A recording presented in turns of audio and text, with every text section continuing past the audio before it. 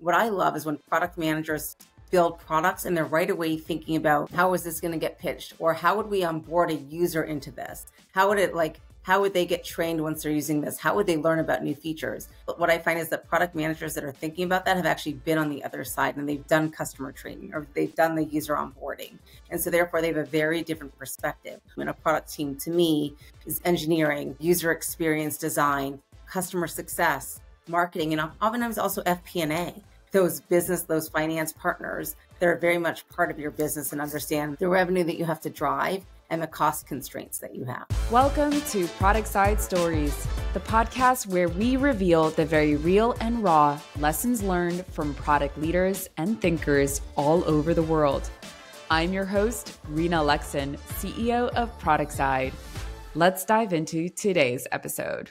And today I have the pleasure to be speaking with Rachel Owens, a product executive that specializes in scaling B2B SaaS products and driving product-led growth. She has a record of growing AI and workflow automation platforms from 1 million to 10 million in under a year. Rachel, I really need to know how you do that. And she has a background in leading product at both startups and Fortune 500 companies. Rachel excels at refining product market fit and optimizing go-to-market strategies for high growth businesses. And that's exactly what we're going to be talking about today. Rachel, welcome. Thanks so much for having me, Rena. I'm really happy to be here. And I'm excited to talk to you because it's one thing to build a product. It's another thing to truly scale it. And with that, I really want to hear your story. That's the first question I always like to ask is, what got you into product management to begin with? Well, I think I might have a story that's different than so many people, a little bit unique. I think a lot of people think that products started, or the role of products started in the 2000s. And actually I was the daughter of a man who was an engineer turned product manager after he got his MBA. And so I can tell you it's been around forever. But he always called himself the director of things and stuff, or the head of things and stuff, depending on what his role was at the time. And that really helped me start to understand that business is not just engineers and sales and training and finance. And I started realizing that there's these roles that kind of play these cross-functional components where you have to be an expert in the market and then also an expert in how you can solve pains. And I started kind of looking for how I can play in that space. So I came out of college and started out in sales and then went into operations and strategy. After grad school, I actually took a role. As funny as it might sound, I didn't go back into tech right away after grad school. I took a role and went to build a large $50 million sports complex in New York City, converting one of New York's first municipal airports into a public-private sports complex. And that actually was my first, as weird as it might sound, my first role as a product manager. That wasn't my title, but in the end, that's what I did. My job was to go out and understand who the market was, the surrounding communities of the 5 boroughs of New York City, who was the most likely to come there, what were the sports that they would want, understanding our partnership with the National Park Services because we were on national land in Gateway National Recreation Area, and then understanding who our marketing partners could be, who our technology partners could be, what restrictions we had because of the physical makeup of the land and the buildings that we were going to inhabit. And all of that combined, that allowed us to go from construction to opening our doors in a couple of years, and all of a sudden going from 2 employees when I started to 200 when we opened. And that really was my first approach and job doing product management, figuring out everything from again, what facilities we're going to have, what events we were going to have, what technology we were going to have to support those people, how we we're going to take their money, etc. And then from there, I actually went and founded my own startup called My Ring Guard. It was an early to market IoT company that I launched I wrote the business plan in 2008, launched it, brought it to market, licensed out the IP, and eventually went and stayed in the IoT space for a little while, working for, and went to work in health tech, helping long-term healthcare facilities better manage their residents and the patient's quality of life, all of that. And then that all it's funny, product management to me is such a role that's so important, helping businesses figure out who their market is, what the pains are, and how to solve them. That for me, the transition from that to B2B SaaS actually ended up being quite seamless. And from there, I just started helping other startups, and it ended up being mostly exclusively from there on SaaS startups, figuring out what the problems were for the markets that they were trying to get in access to, and what was the best way for them to solve the pains of the markets and drive their products, the growth of their own products. So Rachel, I love asking this question because you're absolutely right. I never hear the same story twice. It's just impossible. But hold on a second. I have to ask, because as a former Brooklyn resident, did you help launch Aviator? Yes, I did launch What? Aviator. That's insane.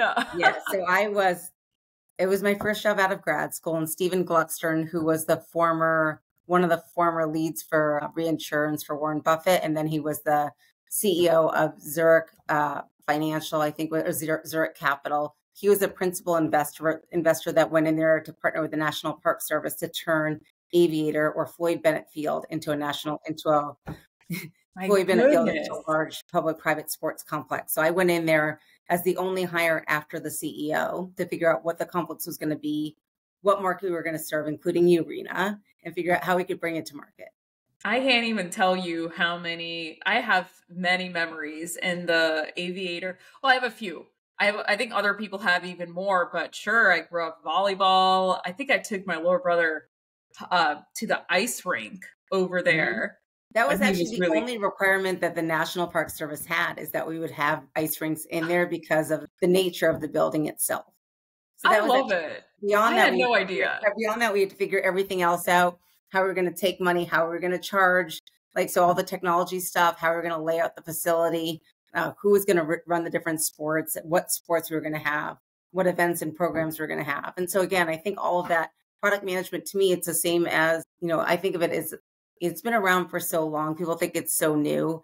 If you think about consumer packaged goods, they've called it brand management. And that's kind of what all of this is. It's like, how do you go in and know who your market is and bring them something that they need that resolves pains. At Product Side, we actually commemorate May 13th because we've anointed it at Product Management Day with that P&G memo that established brand management.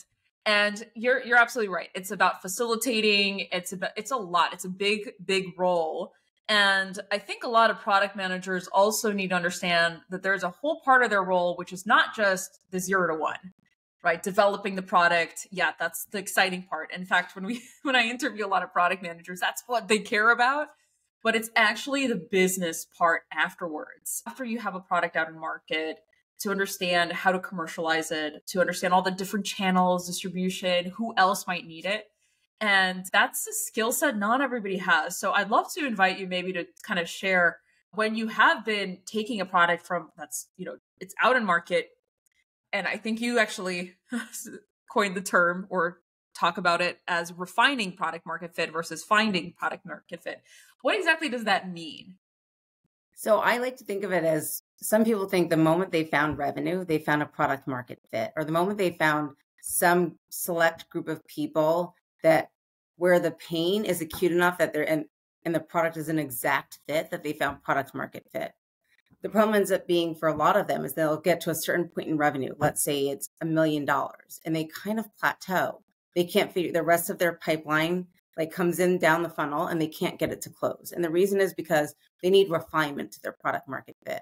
That could oftentimes mean that they need to better understand the use case that their product really applies to, and not an individual one or two user personas that it applies to.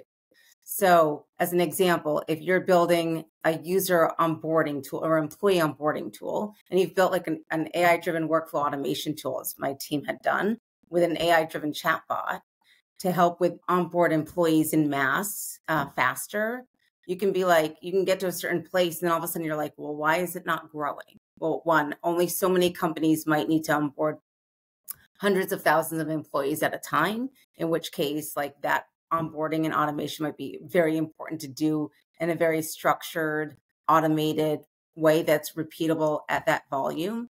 And yet, what I can tell you is there's a lot more companies that have the same pain point, if not the exact same process, can apply to change management, promotion management, other things like that. So what I say about refining product market fit, it's understanding the market, not necessarily more broadly and expansively, but more broadly, as far as open-minded, right? So we're going in and saying, like, my user persona might not just be the HR person that I'm selling this to and the person that they're onboarding, but it really is to understand what's the product market fit for the pain that I'm solving. And does it exist beyond that one HR person or that one HR department of recruiting? And does it expand to the other areas of HR where it's like handling personnel management, change management? Does it go into the CTIO's office and handle like technology transformation management where you're moving somebody from like a Google platform to a Microsoft platform? I don't know. But it could also, it's really a better understanding of what your product is at its core and the true pain that it's solving. And not that you're going to market it for all of it, but it allows you to do more of that land and expand. Because if you know the capabilities of your product, then you know how to speak to your clients about it more broadly. So that when that same employee that used it to get onboarded goes and actually finishes getting hired, and then they actually have been around for a while, and they're thinking about, well, I now have this other process that I'm managing for my own team. Can I use a product that did that for me when I was getting onboarded and hired to help my own team through this transition? So that's what I mean by refining product market fit. Some people might think of that as an expansion, but I don't, because that's not an expansion of the product. It's not even an expansion of the market you're selling it to. It's more like a refined understanding of what problem your product is actually solving and all the different ways that it can provide that solution. So then Without how do making you any how do you changes at all. find that, right, Rachel? Because I find that a lot of times when I talk to especially in the private equity sector and investors wanting to take a product and bring it to a new market and find new use cases, they're usually trying to do it backwards, right? They're trying to say, this is a good product, so other people must want it, and let's go after new markets, versus what you're talking about is really a deeper understanding of that core problem. So how do you, let's say think of a product leader who's under that objective of get into an adjacency, how do you make sure that they stay away from the chase a new market with the solution and instead start from the problem space? So I think adjacency is the right word. It's like, how do you move over? Like, how do you think of things incrementally? And it does start with that certain level of product expertise to really know what your product is doing at its core and thinking about the problem that it's actually solving. So again, what I had described before with HR, the problem that it was solving was making sure people knew what their steps were to get, once the day they got started, to know all the paperwork that they had to fill out so that the chatbot could answer questions for them so that they knew where they could find their documents and all of those aspects of it. So where else does that apply? And where else does it apply? So it clearly is a people management, change management, but in a very specific way. So think about the way, if you know you become an expert in your product itself, and you know that product and truly how it's solving the pain, you've got to think about what are the other very similar pains, if not the exact same pain, but where else does this pain pop its head up?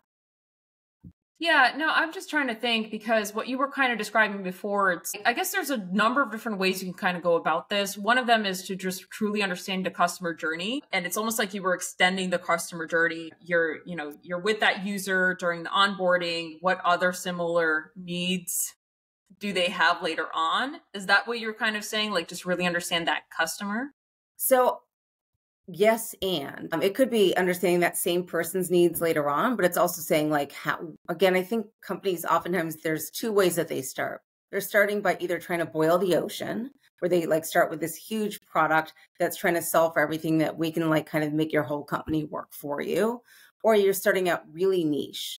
And either way, like refinement matters. So when you go in with this huge value proposition of what you're doing, it's like understanding out where's your strength and where you're going to go to market it first, and making sure you really understand that value. The other way, which is what we're talking about mostly right now, is when you start out in a very narrow pain point area, but the product itself addresses that pain in a very, I don't want to say generic way, but but in a way that's Broader very way. structural.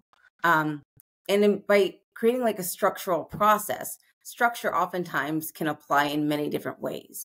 And what you've got to figure out is like, okay, when you speak to your customers, not just the one that you have now, but you understand once they've started using it, ask them why they're using it, how they're using it, what value it's adding. And then you can even ask them the question, how else could you see this product being used? Do you think it has value somewhere else? And right away, those customers might already know other ways that they might see the value in that product, and they'll just be like, well, we just need a different like name of this field or slightly different variations. So in the one product that I used as an example before, unfortunately, the product was built in a way that was very specific for that HR onboarding use case. What that meant was the database itself was built in a way that was not scalable to other use cases, that was very rigid in the way it was structured. But that's not an insurmountable way of handling. Like, that's not insurmountable. So if you go in and say, okay, I can make it so that the database is structured in a way that's more nimble, and I can change it so that my fields can have various names, because what might be in a name that you need during onboarding might not be the same kind of field name or data set that you need later on. So those are minor changes that you can make. And I say minor, which is not fair to the engineers out there that have to do the work. But if we just think about it theoretically, they are relatively small changes conceptually that you can apply to then say, okay, this employee contract or this NDA that has to get signed can now be this other document that has to be signed when someone's getting promoted, or when they're learning how to use new software, like, or they're going through a training program and they're going through steps to show that they've learned these new skills. So all of those same things can really apply, whether it's like for training or onboarding and learning the processes of your new job. I don't know if that answers your question. Yeah. So let me just ask this. I usually, when I see product leaders get into trouble, is when they are taking or given the directive to take a solution that's pre-built and try to go find some other use case, right? Instead of what you're kind of describing. And I'm also curious, because you mentioned that it could happen either when your product is meant for a broad market and you want to go nicher, but I feel like most of the time I'm seeing niche products try to go broader, right? Yeah, I think what I meant was, when you're broad, you might need to refine who you're going. Yes. Because the market, have you ever heard it's much easier for people to kind of be expansive in how they think about something than refine it? So when you introduce yourself or a product in a way that's so broad, people can't figure out how to use it. Similarly, if you come in but when you come in really narrow, they can figure out how to expand it. So going in with those narrow products, like the one I described, when you say, how else do you think that a product like this could be useful to you? They'll be much more likely to figure out how they can use it elsewhere in their lives or in their companies, than if you go in with this big, broad product and say, hey, do you have any place in your company where this could fit? Yeah, it's almost like that glassy-eyed look sometimes you get when you ask a really vague, like, big question, which you're genuinely curious about, but nobody can truly kind of get to a specific answer when you start too broad. So, okay, so I understand. But so then going back to this, solution or technological solution chasing markets, I'm seeing it more and more right now in the context of AI, right? So where there is a directive to build AI into the product, and AI is, of course, part of the solution set, not necessarily part of, like, okay, is it part of the problem? Like, is it solving the problem in a unique way that's faster, better, more efficient, etc.? So is there any advice, given that you have so much experience with scaling and refining, do you have any advice to share for a product leader that's currently in that kind of situation? Or have you experienced it? I have. What I would tell you is, I think it's always not ideal or not too wise to come in with a technology and say, let me go figure out what I want to go do with this. One, you'll end up using oftentimes you end up using a technology that's not fit for purpose, or it could be more expensive than what you actually need for the problem that needs to be solved, which means that you're affecting your profit margins, you're affecting all sorts of things. An example of this is, I was working for a company and they really wanted to use facial recognition. And this is like 10, 12 years ago. But the problem that they were trying to solve was security and gaining people access in and out of buildings, or securing access in and out of buildings. And I mean out as well, because there are people that weren't supposed to leave at times, and they had to make sure that they could protect those people. And they had this great idea of using facial recognition to do it. And at the time, though, one, it's an expensive solution, to be honest with you. If you think about the entries and exits of buildings and ways of passage, because now all of a sudden you're putting in all this extra equipment, like video equipment, lighting, etc. When literally, could you use a key? Could you use a key fob? There's so many different ways of doing it, right? Could you just use a a punch code that only some people had access to that changes based on time of day. Now, I'm not suggesting any of those are the solutions that we ended up using, but I'm saying there's a lot of ways to address that problem. And then the downside of that problem was that facial recognition has, especially if you think about 12 years ago, has dilemmas. And if you're dealing with a diverse population with different complexions, and then you have different lightings in different buildings, and all of a sudden people that are supposed to get access can't. And maybe people that are supposed to get access can't, and people that aren't supposed to get access can because they're recognized a different way. And so I thought that I had to put a stop to that. That was one of the things that I had to raise my hand and say, and I was able to do it in that case when I was the VP of product, but I was pushing back against one of the co-founders and the CTO. And the way I was able to do it is I thought that it was going to raise legal concerns, right? If you had employees that could or couldn't get out because of their complexion, that was going to cause a legal risk to our clients or customers that were buying the product. Similarly, if we had people that were not supposed to leave at certain times for security, for their own safety reasons, this is a long-term healthcare facility, so you're dealing with people with dementia, et cetera, that you actually had to protect, and they could get out and they weren't supposed to because there were flaws in the system, that also creates like a challenge. So that's an example of when you're trying to use a really great technology that has probably really wonderful uses, but you're so excited to use it that you're just going to find the pain and the problem place to use it when it's probably not the right time, the right place, and oftentimes, and therefore not the right solution, right? And also oftentimes like too expensive a solution to solve the problem you're trying to solve. Honestly, this was a really good use case because it's also kind of making me think that right now a lot of companies are chasing AI because it's become not just ubiquitous, but there's just so many more things you could do now. But it's still not. I mean, I don't think we've even conceptually understood what's going to happen 5 years from now with AI. It's just such a honestly a big question. What this is making me think about right now is that a lot of product managers need to make really clear governance and decision-making capability within their company to kind of de-risk these kinds of top-down types of decisions. So have you been in a situation where, let's say, maybe it wasn't due to the expensive nature of the solution, but the solution just didn't really fit the problem you were trying to solve and you were unable to kind of de-risk that? Like maybe you didn't have the right outcome that you kind of expected?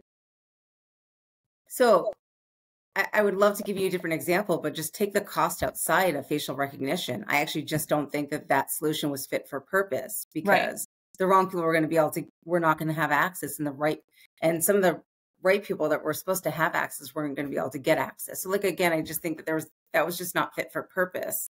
And where it might be different today because the quality of the AI that drives facial recognition is better today, and the technology is different and improved because AI in general is better. At the time, I just don't think it was fit for purpose.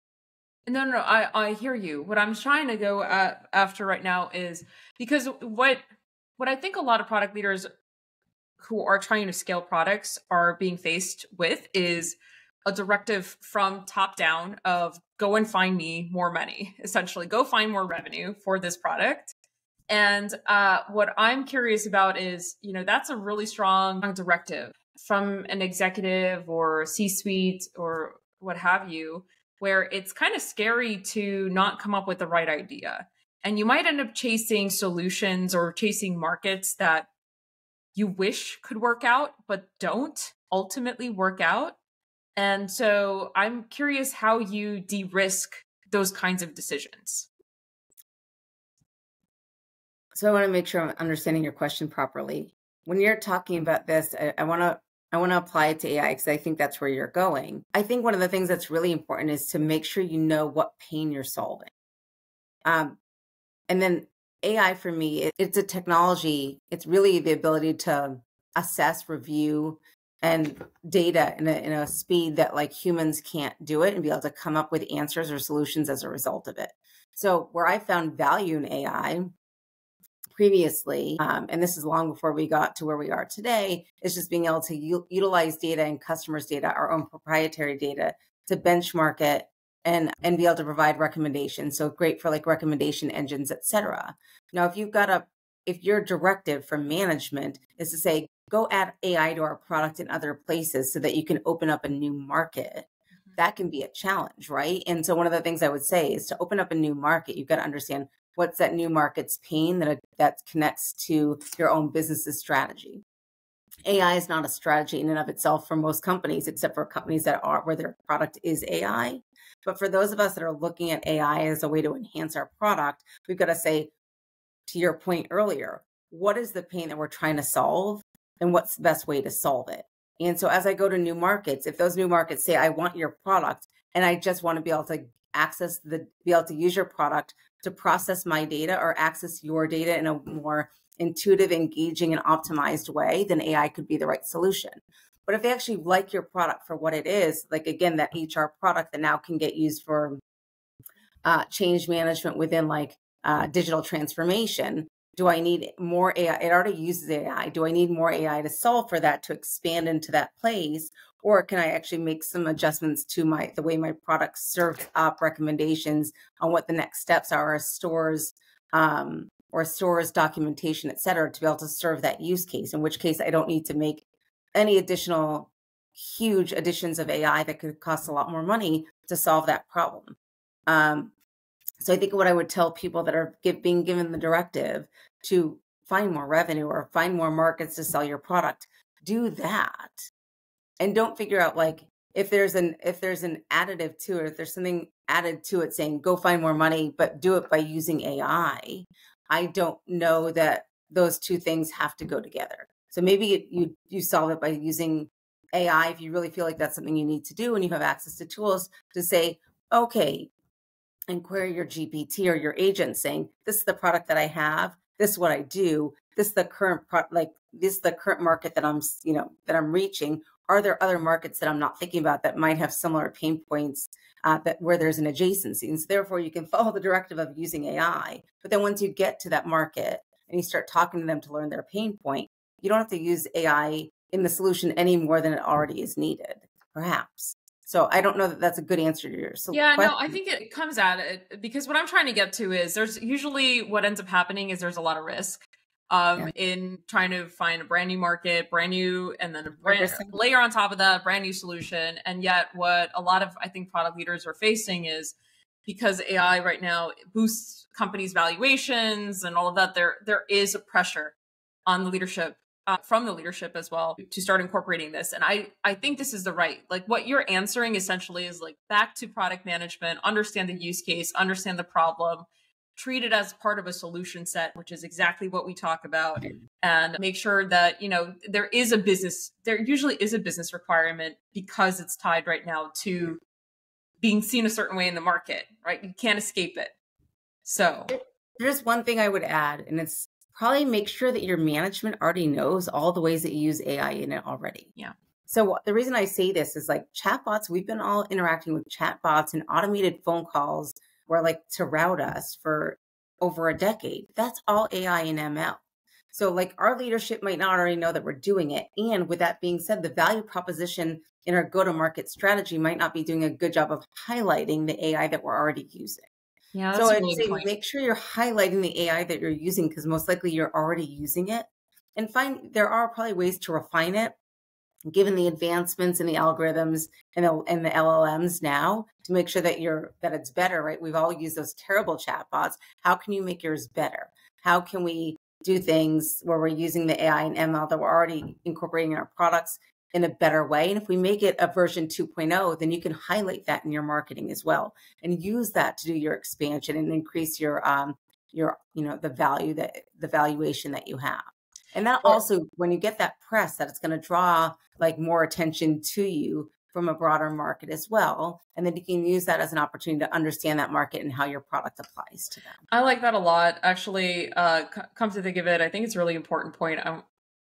You are already likely using some form. It's not like it's new. Everyone's kind of treating it like it's new, but you're right. It's not that new. Very improved, right? Like we can't pretend it's not. However, we all still get very mad when we call Delta or United or I don't know, anybody where we have to deal with customer success and we have to deal, and we end up yelling, human please, customer success please, representative please, right? Because they can still get better. So with that being said, use AI to keep getting better especially where you're already using it, because you've already proven the need for the use case. And then make sure that your leaders and that the others that you work for and your customers know, as you're making the improvements, that, hey, we've now optimized our AI. So they might not have known that you were already using it because they're not thinking about it. You're using it. And as you make improvements to where you use it, make sure you're highlighting that to your market.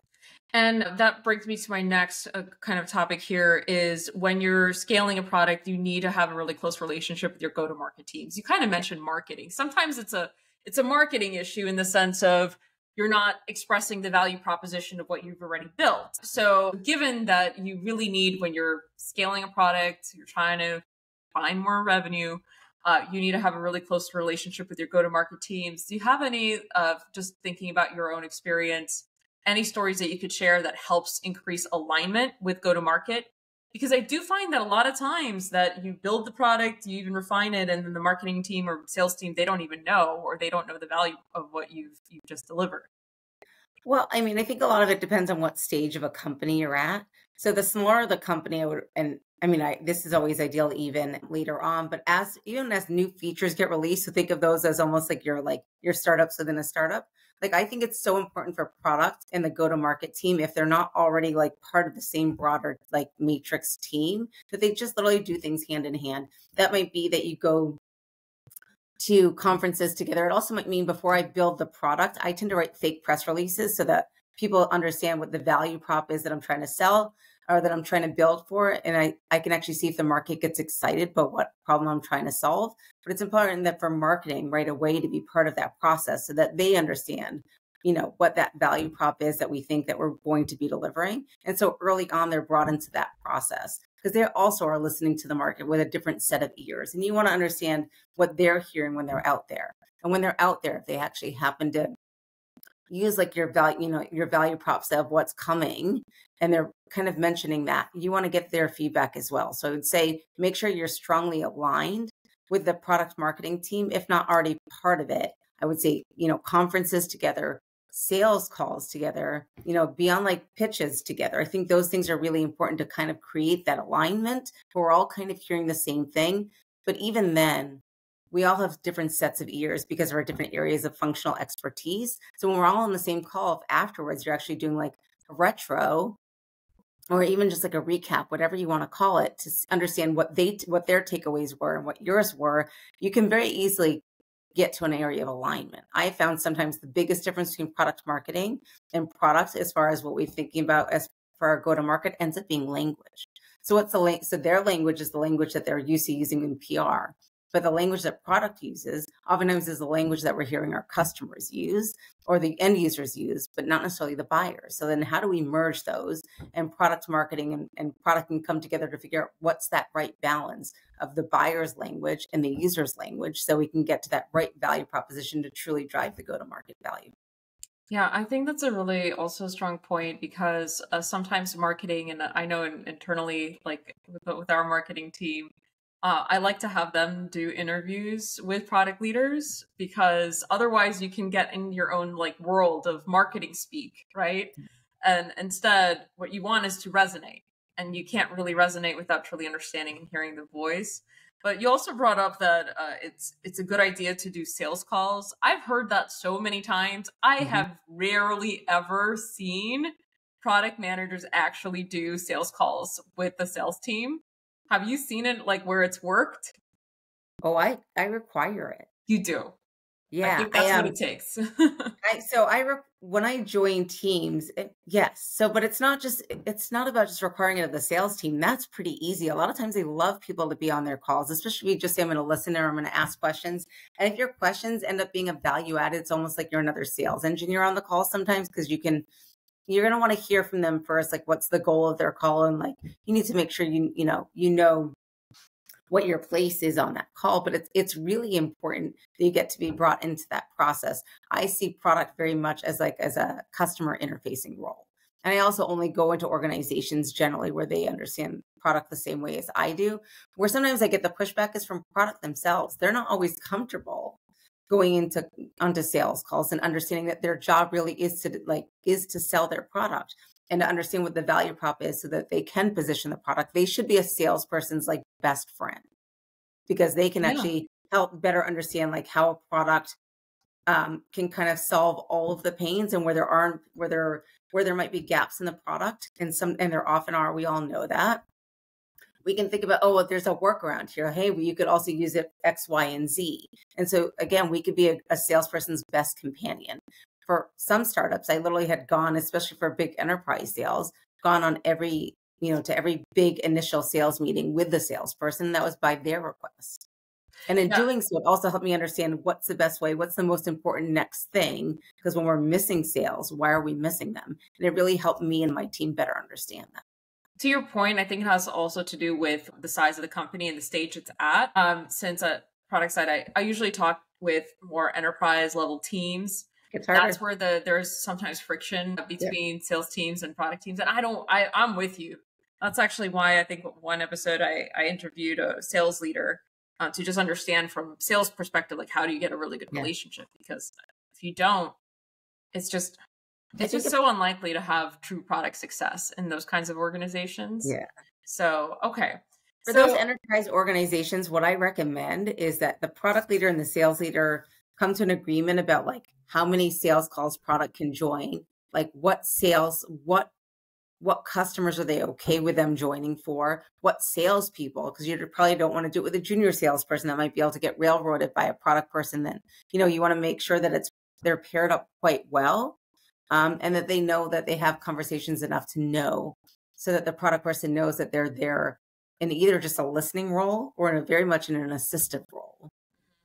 But I think that has to start with leadership and leadership being open to it. So I've gone into new organizations that were closer to enterprise where the conversation was very easy between leaders to get it to happen. And then as we actually went further down the chain, trying to get those calls to become available, that got harder.